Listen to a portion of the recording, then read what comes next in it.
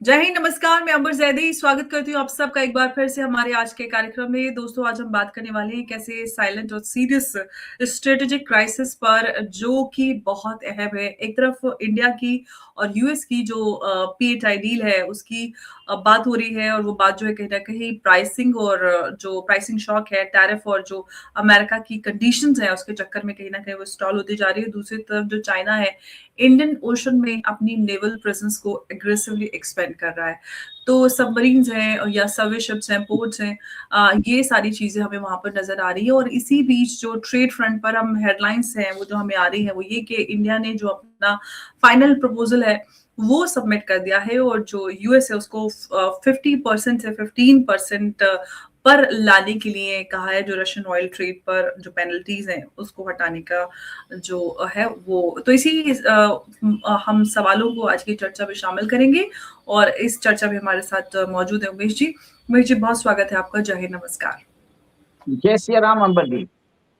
जय सिया राम। उमेश जी, सबसे पहला और सबसे बड़ा सवाल ये है कि जब इंडियन नेवी ओपनली ये बात कह रही है कि जो पीएटीआई है वो इंडिया के अंडर वाटर आईज और जो ईयर्स है वो मानी जाती है, तो फिर डील स्टॉल होना जो है वो सिर्फ प्राइसिंग इशू है या फिर स्ट्रेटेजिक प्रेशर है अमेरिका की तरफ से?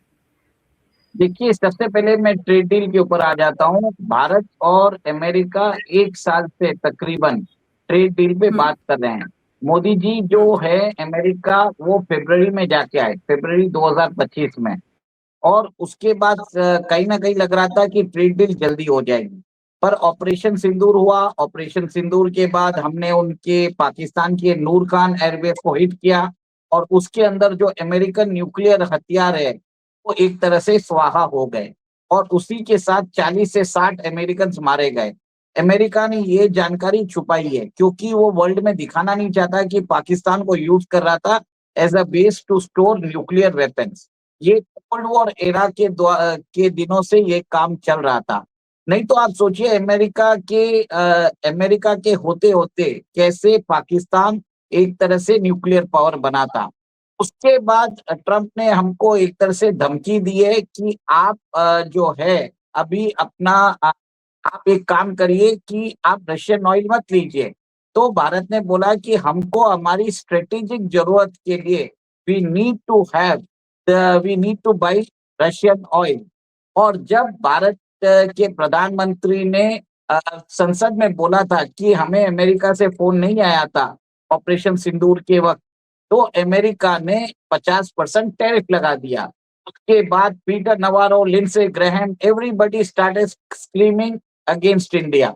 और 50% टैरिफ लगाने के बाद उन्होंने भारत को अभद्र टिप्पणी की, भारत की इकोनॉमी को डेड इकोनॉमी बताया, और फिर हमें हमारा एग्रीकल्चर मार्केट है और डेयरी मार्केट है उसको ओपन करने के लिए बोला। भारत ने क्लियर कट शब्दों में बोल दिया है कि एग्रीकल्चर मार्केट और डेयरी मार्केट हम खोल ही नहीं सकते। आप चाहे कुछ भी कर लो, 50 नहीं, 500 नहीं, 5000% टैरिफ लगा दो। That was a red line. वो नॉन नेगोशिएबल है। और अब भारत ने बोल दिया कि हमने तो जो काम करना था, हम तो अपने ट्रेड मेजर्स ले ही रहे हैं। हमने बहुत सारे अमेरिकन कंपनीज के ऊपर जो टैरिफ थे उसको हम रिकंसिडर करके धीरे धीरे कम करते हैं। और ऊपर से 10% जो हमने अभी गैस डील की है, जो भारत की इंपोर्ट करता है भारत, उसकी 10% गैस डील जो हम ले रहे हैं, अभी अमेरिका से लेना चालू कर रहे हैं। उसके बावजूद भी अमेरिका के साथ हमारे ट्रेड रिलेशन स्टॉल्ड है। तो एक फाइनल ऑफर दे दिया है भारत ने कि 50 से आपको टैरिफ 25 नहीं, 20 नहीं, 15% करना पड़ेगा, और जितनी भी पेनाल्टीज है सब हटानी पड़ेगी। हम रशियन ऑयल देंगे, आपको एग्रीकल्चर मार्केट नहीं देंगे। हाँ, आपके बाकी सुझाव हम कंसीडर करेंगे। अब उसी के दौरान आप ये देखिए, जो पोसाइडन एयरक्राफ्ट है जो भारत ने अमेरिका को ऑर्डर दिया था 4 साल पहले, उसकी प्राइस अग्री की गई थी $2.4 बिलियन। अब अमेरिका बोल रहा है उसके लिए आपको $3.6 बिलियन देना है। तो भारत ने बोला कि 50% एक्स्ट्रा कॉस्ट में नहीं देंगे हम। आपने जो पुरानी डील की है 2.4 में देना है तो दो, नहीं तो हमको नहीं चाहिए। सबसे बड़ी बात है, अमेरिका को जहां से भारत से फायदा होता है तो वो अपना काम कर ही लेता है। कल देखिए नासा की हमने सैटेलाइट लॉन्च की, नासा और इसरो के बीच में तो एक तरह से जो गठबंधन है वो चलता जा रहा है। बट डिफेंस में अमेरिका हमको सैबोटाज कर रहा है। हमारा जी इंजन हमने उनको 180 जी इंजन को ऑर्डर दिया है, 180 से ज्यादा ही दिया, 200 इंजन करीब कुछ दिए होंगे। अभी तक 5 इंजन दिए उन्होंने, 5 या 7 इंजन दिए हैं। और उन्होंने भारत का जो तेजस जो फाइटर जेट प्रोग्राम है उसको सैबोटाज कर दिया है। तो कहीं ना कहीं अमेरिका एक अनरिलायबल एलाई जैसा हमें प्रतीत हो रहा है। अब सबसे बड़ी बात है, या तो आप करो या आप दूर हटो। सीधी बात है, भारत ने दो टूक जवाब दे दिया है। और सेकेंड, अमेरिका से भारत अच्छे रिश्ते चाहता है, but not at the cost of opening it's agriculture and diary market. और डायरी मार्केट में तो उनका मांसाहारी प्रोडक्ट्स भारत में आएगा। एक तरह से भारत की कल्चरल सेंसिटिविटी को भी अमेरिका कंसिडर नहीं कर रहा है। और अब ये भी देखिए कि अमेरिका ने जिस हिसाब से बांग्लादेश के अंदर मोहम्मद यूनुस को बैठाया है और वहां पर हमारा इंडियन ओशन रीजन को डिस्टेबलाइज करने की कोशिश कर रहा है। और साथ में हम चाइना के साथ हमारा ट्रेड जो है वो इम्प्रूव ना करें, इसके लिए उन्होंने अरुणाचल प्रदेश की रिपोर्ट भी जारी की है। फिर अब ये देखिए, ये एक तरह से अमेरिका बात एक करता है और उसके एक्शंस जो होते हैं, it is not in the interest of India. वो बात बोलेगा, डोनाल्ड ट्रंप अच्छा, बोलेगा मुझे कि यहाँ से एक सवाल मैं आपसे पूछना चाहती हूँ, जो आपने कहा कि जो यूएस जो कर रहा है वो इंडिया के इंटरेस्ट में नहीं है, जो उसके एक्शंस हैं। तो ये एक सवाल है कि क्या ये एक कोइंसिडेंस है, जैसे ही चाइना जो है वो इंडियन ओशन रीजन में जो सबमरीन एक्टिविटीज है वो बहुत ज्यादा बढ़ाता है, वैसे ही जो इंडिया यूएस मैरीटाइम डील है वो स्लो हो जाती है। देखिए, इंडिया यूएस मैरीटाइम जो डील है वो एक तरह से जो जो अमेरिका है हमें एक तरह से परेशान करने के लिए उसने ये चीज उन्होंने प्राइस बढ़ाया है। वो भारत को एक तरह से अपर हैंड रखना चाहते हैं। देखिए, एक चीज आप नोट कर लीजिए, पाकिस्तान को तो अमेरिका वहां पर एड दे रहा है। अभी $686 मिलियन की एड दी है F-16 को अपग्रेड करने के लिए। और भारत जो उनको पैसे दे के ले रहा है उसमें वो 50% इंक्रीमेंट चाहता है। ये अमेरिका का डबल स्पीक है। अमेरिका चाहता है कि भारत जो है चाइना से लड़े, और भारत चाइना से लड़ने के लिए उनके उनके हम जो उनसे जहाज ले रहे हैं वो हमें सही दाम पे ना देके 50% इन्फ्लेटेड कॉस्ट पे देना चाहता है। ये एक तरह से अमेरिका की हिजीमनी चल रही है। ये अमेरिका का जो डबल स्पीक है वो क्लियर कट नजर आ रहा है। अमेरिका क्वाड की बात करता है, अमेरिका और इंडिया बोलता है एक नेचुरल पार्टनर्स है, दोनों बहुत बड़ी डेमोक्रेसी है। दोनों तो के ये जो क्वाड वाली बात है, इसमें मैं एक सवाल आपसे पूछना चाहती हूँ कि जब यूएसए कहता है कि इंडो पैसिफिक में पार्टनरशिप की बात होती है, क्वाड की भी बात करता है, फिर इंडिया को जो है वो सर्विलांस एयरक्राफ्ट जो है वो प्रीमियम प्राइस पे क्यों देता है और फिर वो डिले भी करता है?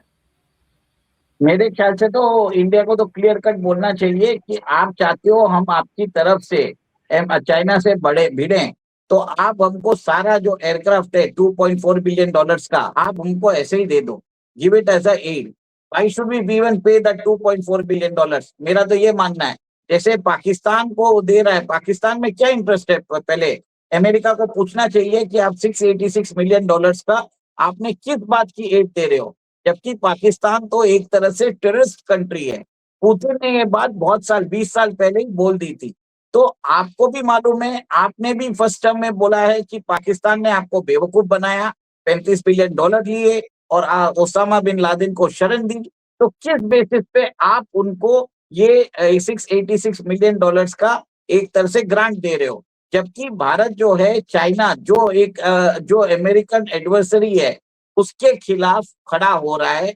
हमारे बॉर्डर्स के ऊपर हम मिलिटराइजेशन कर रहे हैं, और उसी इंडिया को डिस्टेबलाइज करने के लिए आपने मोहम्मद यूनुस को बैठाया। फर्स्ट तो वो काम किया। सेकेंड, जो सर्वेलेंस एयरक्राफ्ट है वो आपको हमको एक तरह से फ्री में देना चाहिए, एड में देना चाहिए।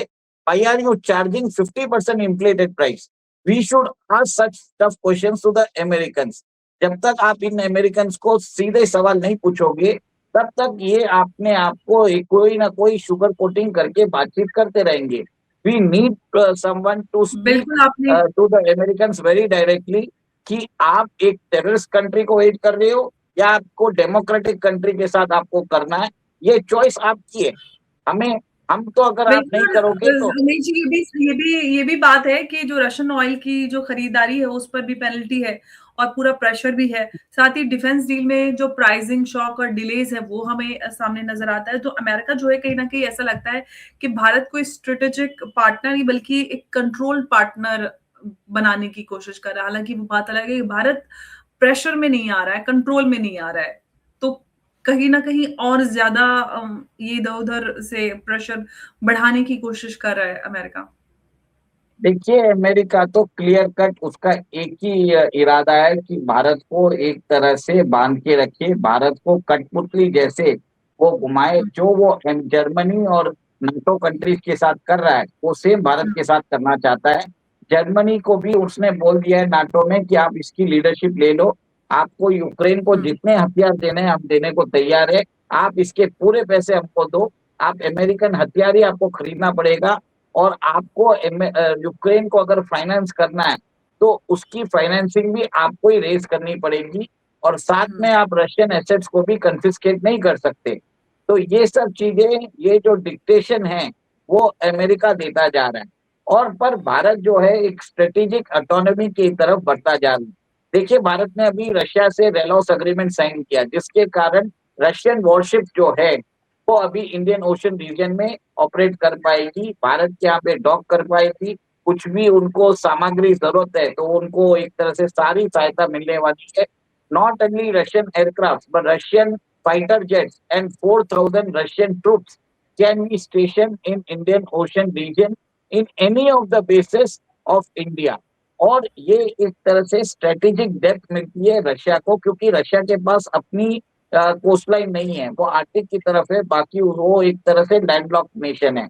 कहीं न बिल्कुल, कहीं भारत ने अपॉर्च्युनिटी दिया है रशिया के साथ अपना जो डिफेंस, मैरीटाइम सिक्योरिटी, आर्टिक के अंदर जॉइंट बिल्कुल। नेविगेशन, नॉर्दर्न सी रूट अरे तो कनेक्टिविटी, ब्रिक्स के तो अंदर नई करेंसी, सब कुछ हुँ, अमेरिका के अगेंस्ट चल रही है, अमेरिकन बिल्कुल, हीजेमनी को चैलेंज कर रही है। देखिए, अमेरिका को सबसे बड़ा डर है रशिया और इंडिया साथ में आना। उसको चाइना से कोई मतलब नहीं है। वो इंडिया और रशिया की पार्टनरशिप तोड़ना चाहता है, क्योंकि उसको मालूम है कि भारत एक बहुत बड़ा मार्केट है। वहाँ पर एक तरह से 67% पॉपुलेशन जो है 35 इयर्स के नीचे है। रशिया के पास सारे नेचुरल रिसोर्सेस है और एक तरह से दोनों जो है, एक अगर इनका अलाइनमेंट हो जाता है, तो इनको किसी की ज़रूरत नहीं है। अगर इंडिया और रशिया अपनी टाइस इतना इम्प्रूव कर ले, तो मेरे हिसाब से हमारा जो आईटी सेक्टर है, वो ही एक तरह से अमेरिका के ऊपर डिपेंडेंट है और अगर हम उसका डिपेंडेंस कम कर सकते हैं और साथ में रशिया के साथ हमारा रिलेशनशिप बढ़ा सकते हैं, तो वी कैन चैलेंज अमेरिकन हीजेमनी। हमको किसी अमेरिकन के डरने की भी ज़रूरत नहीं है। और देखिए, सबसे बड़ी बात ये है कि अमेरिका के अंदर जो भारतीय डायस्पोरा है, के ऊपर भी प्रॉब्लम्स क्रिएट करता जा रहा है डोनाल्ड ट्रम्प। वहां पर जेडी वैंस ने अपनी वाइफ को ही बोल दिया कि आप क्रिश्चियनिटी में कन्वर्ट कर दीजिए। उषा वैंस जो प्रैक्टिसिंग सनातनी एंड हिंदू है, को बोल रहा है कि आप इसको आप क्रिश्चियनिटी अपना लीजिए। और एरिका कर्क जो है, जो चार्ली कर्क की विडो है, उसने क्लियर कट बोल दिया है कि वो एक क्रिश्चियन मैन वैंस को देखना चाहती है as president of America in 2028। कहीं ना कहीं ये भी बात हो रही है कि एरिका जो है वो she might marry JD Vance and JD Vance might divorce Usha Vance in the near future. तो ये सब चीज बताया जा रहा है कि जो इंडियन इन्फ्लुएंस है अमेरिका के अमेरिकन एडमिनिस्ट्रेशन में, ये बहुत कम है। इसमें कुछ भी एक तरह से वहां पर जो भी रूल्स कर रहे हैं, सारे ये जो मागा सपोर्टर्स हैं, मागा के जो व्हाइट सुप्रीमेसिस्ट है, वो they are calling the shots in the Trump administration और वो इंडिया को ह्यूमिलेट करना चाहते हैं, इंडिया को डिक्टेट करना चाहते हैं, पर इंडिया जो है वो मान नहीं रहा है। ये सबसे बड़ी बात है। अंबर जी। जी। उमेश जी, यहाँ से एक और सवाल मैं आपसे चाइना के हवाले से करना चाहती हूँ कि चाइना के पास जो है वो ऑलरेडी लॉन्ग रेंज जो मैरीटाइम पेट्रोल एयरक्राफ्ट और ड्रोन्स और जो अंडर वाटर जो सेंसर्स है वो सारा कुछ है। तो क्या जो पीएटाई डिले है इसका मतलब इंडियन ओशन में जो इंटेलिजेंस गैप है उसको एक्सेप्ट करना होगा? और साथ ही साथ अगर हम पाकिस्तान और चाइना की बात करते हैं तो पाकिस्तान जो है वो चाइना की तरफ से उसको प्लेटफॉर्म्स आ रहे हैं, J10C से लेकर नेवल कॉर्पोरेशन तक सारी चीजें हैं। तो चाइना पाकिस्तान के जो मिलिट्री एक्सेस है इसके बीच में भारत जो ये सर्विलांस कॉम्प्रोमाइज है क्या वो अफोर्ड कर सकता है? देखिए, अगर भारत को अगर अमेरिका नहीं बेचता है तो ब्राजील अपना ब्राजील बेचने को तैयार है, रशिया भी ऑफर कर देगा। कोई बड़ी बात नहीं है, सारी टेक्नोलॉजी उनको भारत को अच्छे दाम मिल रहे होंगे ब्राजील या रशिया से। और भारत अपने जो वेपन सिस्टम्स है वो ब्रिक्स कंट्रीज में बिना चाइना के वो बेचना भी चाहता है।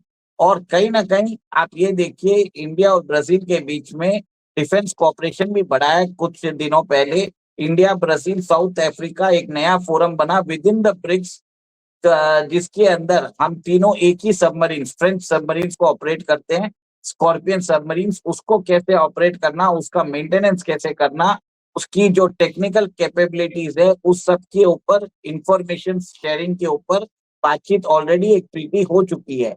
और कहीं ना कहीं मेरा ये मानना है कि ब्राजील और रशिया जो है, ये जो गैप है हमारा, पोसाइडन अगर नहीं मिला तो दूसरे एयरक्राफ्ट आ जाएंगे। ब्राजील की जो फर्म है एम्ब्रियर, जो उनका जो एयरक्राफ्ट है उसको भी एक तरह से सर्वेलेंस एयरक्राफ्ट बनाया जा सकता है। तो कहीं ना कहीं भारत ने सीधा बोल दिया कि $2.4 बिलियन से अगर आपको डील करनी है तो आप करो, नहीं तो आप अपना जेट अपने पास रखो। क्लियर कट शब्दों में डोनाल्ड ट्रंप को बोल दिया, टेक इट और leave it and forget it.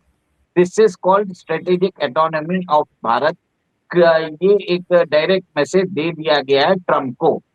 इससे आगे बातचीत नहीं होगी, आगे आपको लेना है तो ठीक है, नहीं तो छोड़ दीजिए। लेकिन उमेश जी, एक सवाल ये है कि ट्रेड डील के नाम पर जो डिफेंस प्रिपेयर्डनेस है वो स्लो होती है, तो कल एलएसी पर या आईओआर क्राइसिस होते हैं तो जिम्मेदारी कौन लेगा? सबसे बड़ा सवाल है। और एक और सबसे बड़ा अनकंफर्टेबल क्वेश्चन ये है कि क्या स्ट्रेटेजिक ऑटोनॉमी क्या सिर्फ हम इसी तरह से मेंटेन कर पाएंगे जिस तरह से हो रही है? कैसे ये चीजें आगे बढ़ पाएंगी? देखिए, आज अगर हमको जी हमारे को इंजन नहीं देता है तो भारत किसके साथ पास जाएगा? वो जाएगा रशिया के पास। रशिया अगर हम्म। हमको ऑफर करना चालू कर देगा और रशियन सप्लाईज आती रहेगी तो जी को हम्म। हम पूछेंगे भी नहीं। देखिए, हमारा तेजस फाइटर एयरक्राफ्ट का प्रोग्राम एक तरह से ठंडे बस्ते में जा सकता है, पॉसिबिलिटी है। Hmm. But we don't have any other option, क्योंकि तेजस जेट को डिजाइन ही ऐसे किया है कि उसमें सिर्फ जीई इंजन ही लग सकते हैं। तो ये एक तरह से हमारा हैंडीकैप है, let us accept it. Second, AMCA के अंदर इसके लिए हमने साफरान को चुना, हमने जी को नहीं चुना। This is what the American are losing. उनको भारत के अंदर छेड़खानी करनी है, भारत के अंदर रेजिम चेंज करनी है, भारत के ऑपोजिशन को तैयार करना है, देश के हमारे उद्योगपतियों पे हमला कर रहे हैं, बेकार का सैंक्शन लगा रहे हैं। ऑल इज अमेरिकन लॉस, हमारा कोई लॉस नहीं है। सीधी बात है, हमने उनको इज्जत दी, उन्होंने इसको नहीं कबूला। नुकसान उनको है, हमें नुकसान नहीं है। हमारे पास ऑप्शंस हैं और हम फ्री ट्रेड एग्रीमेंट कर भी रहे हैं। अभी ओमान के साथ किया है, इससे पहले हम ईयू के साथ अभी 2026 में करेंगे, और भी 7-8 हमने ये एफटीए कर दिए। तो कहीं ना कहीं हमारा जो एक्सपोर्ट है वो अमेरिका के अंदर स्टैटिक ही है, कोई कम नहीं हुआ है। तो हमें कोई फर्क पड़ने वाला नहीं है। हाँ, अमेरिका जो है, उनकी जो टेक कंपनीज है वो अपना इन्वेस्टमेंट स्लो कर सकती है, कोई बड़ी बात जी। नहीं है। वो आपस में बिल्कुल। उनको ultimately they have to come to India. India has already offered the best of the deal. India can not बिल्कुल। और सकम वैसे टू भी जी। India cannot succumb to the whims and fancies of Donald Trump. This is a clear message the Indian administration has sent to the Donald Trump regime. और एक चीज है, it is take it or leave it or forget it, no further negotiation henceforth. ये एक तरह से clear cut भाषा में ये मैसेज दे दिया गया। नो मोर ट्रेड बिल्कुल। और वैसे सिक्योरिटीज भी ऑफ। कहती हूँ उमेश जी के सच सच जो है वो कड़वा होता है। और डिफेंस डील्स जो है वो सिर्फ कॉन्ट्रैक्ट्स नहीं होती है, वो टाइम डिटरेंस और डोमिनेंस का सबसे बड़ा सवाल होते हैं। और अगर प्राइसिंग शॉक और टैरिफ्स के नाम पर सर्विलांस कैपेबिलिटी डिले होती है, तो कल इंडियन ओशन रीजन में जो स्पेस चाइना फिल करेगा, उसका जो खमियाजा है वो सिर्फ डॉलर्स में नहीं, बल्कि हम ये कहेंगे कि स्ट्रेटेजिक डिसएडवांटेज के रूप में चुकाना पड़ेगा। और इंडिया को ट्रेड चाहिए, पार्टनरशिप चाहिए, और लेकिन इससे बढ़कर जो नेशनल सिक्योरिटी है उस पर किसी भी तरह का डिस्काउंट नहीं। तो सवाल ये नहीं है कि डील कब होगी, लेकिन सवाल ये देखिए, है कि डिले जो है इसका फायदा किसको मिल रहा है, भारत को या चाइना को? बहुत बड़ा सवाल ये देखिए, है। उमेश जी। जी। एक और एक चीज बताना चाहता हूँ। इन्होंने जी इंजन के लिए 200 प्लस इंजन का इन्होंने कॉन्ट्रैक्ट लेके बैठे हैं। अभी तक 5 से 7 इंजन दिए हैं, और जिस हिसाब से ये दे रहे हैं, मेरे ख्याल से 2050 तक ही देंगे। तो तब तक हमको जरूरत है क्या वो इंजन की, वो भी देखने की जरूरत है। कहीं ना कहीं we will move with the Russian systems, Russian engine और फ्रेंच इंजन, और हमको हमारा जो तेजस LCA MK1 है वो जंग करना पड़ेगा, और डायरेक्टली LCA तेजस MK2 का जो मेन फ्रेम है वो चेंज करके उसके अंदर साफरान का इंजन हमको डालना पड़ेगा।